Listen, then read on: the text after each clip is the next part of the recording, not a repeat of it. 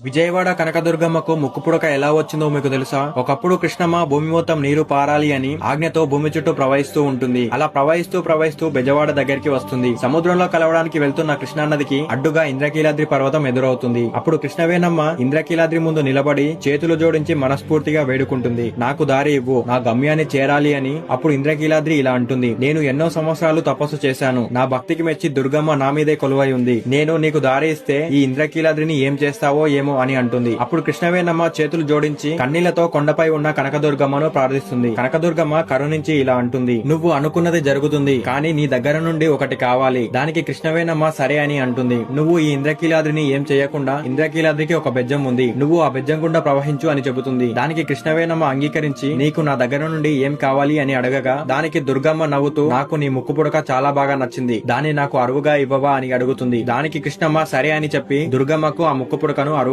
ఇస్తుంది. అలా ఇస్తూ ఇలా అంటుంది, ఈ కలియుగం అంతమయ్యే సమయంలో నేను కొండ మీదకి ఎగిసి నా ముక్కు పుడకను తీసుకుంటానని చెప్పి ఇంద్రకీలాదికి ఉన్న బెజ్జం గుండా ప్రవహించి సముద్రంలో కలిసిపోతుంది. అప్పటి నుండి ఆ బెజ్జంవాడగా పిలువబడిన ప్రదేశం ఇప్పుడు విజయవాడగా మారింది. ఎప్పుడైతే కృష్ణానది నీరు దుర్గమ్మ ముక్కు పుడకను తాకుతాయో అప్పుడు కలియుగం అంతమవుతుందని పెద్దల నమ్మకం. మీకు ఈ వీడియో నచ్చినట్లయితే జై కనకదుర్గమ్మ అని కామెంట్ చేయండి.